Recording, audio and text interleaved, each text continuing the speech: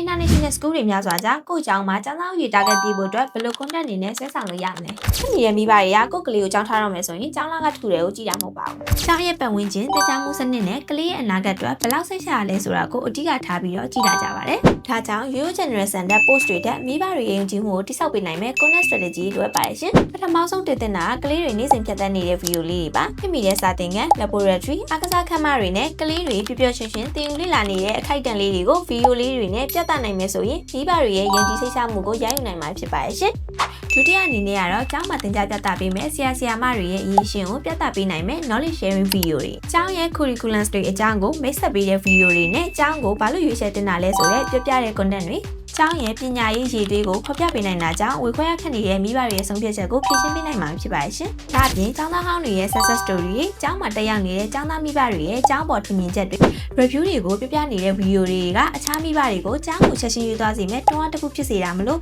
ကျောင်းသားတရားရှိဖို့အတွက်အကောင်းဆုံး strategy တစ်ခုပဲဖြစ်ပါရဲ့ရှင်။မိဘတွေစိတ်ချလက်ရှာရွေးချယ်လာမယ့် international school ဖြစ် brand value ကိုမြင့်တင်ခြင်းနဲ့ဆိုရင်ကျောင်းသားသင်စီရင်ပေးသွင်းမှုတိုးတက်လာဖို့ခိုင်မာတဲ့ content strategy ကောင်းတွေဖန်တီးခြင်းနဲ့ဆိုရင်တော့ညီမတို့ Yo Marketing Agency ကိုဆက်သွယ်လို့ရပါတယ်ရှင်။